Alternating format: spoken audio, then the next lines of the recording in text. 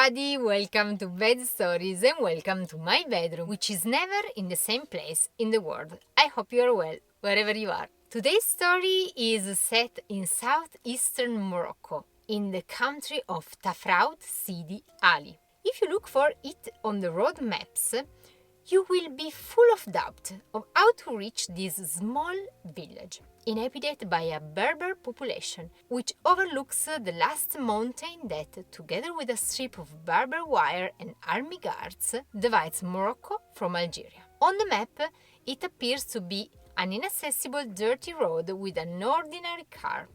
However, we had different information. An Italian traveler had assured us that the road was in real good conditions and that we would find a good campsite to stay. When we arrived at the crossroads that showed the sign to reach the small town, we turned to the right, finding in front of us one of the most beautiful roads we had traveled in Morocco. After a couple of kilometers, we met a French couple, and from their faces it was clear that they had just left a dreamful place. "Go ahead and you won't regret it," they told us. So we continued in a surreal landscape made of rocks, sand, and at times expanses of grass of a bright green. After about 10 minutes, we found ourselves in the courtyard of a house, which had the inscription Kasba Maggaman. We parked the camper looking for someone to ask for information to spend the night. And that's how we met Mustafa and his family. He and his sister-in-law welcomed us by shaking hands warmly and making us sit in the shade of a small outdoor, decorated with colorful fabrics typical of the place. We found out that the Kasbah was the family home, the home of Mustafa's grandfather who had built it, of his father who had changed part of it in a hotel, of him and his brother who ran it, and of his nephew Massin, who in that place is growing up together with his dreams.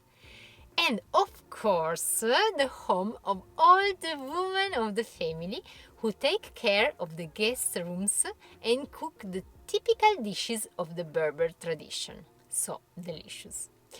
They had recently decided to make part of the courtyard available for travelers with camper van like us, and in that place we could comfortably spend the night. In front of the house, imagine the palm grove, the desert, and at the end, the mountains.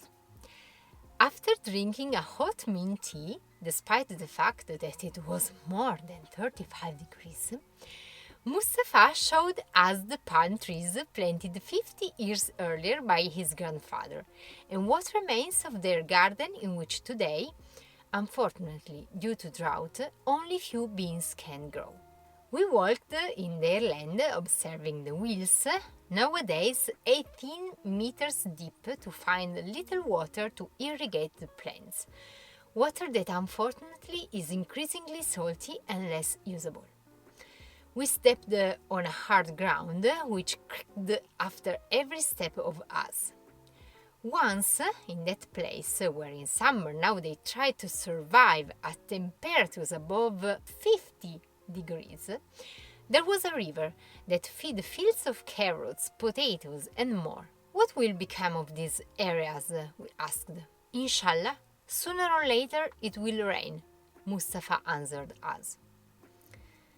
I don't know which will be the future of Mustafa's family and the place where they live, but sitting at the table with them, while we were eating what for Paolo and me was dinner and for them the first meal of the day due to the period of Ramadan, we felt welcomed as part of the family.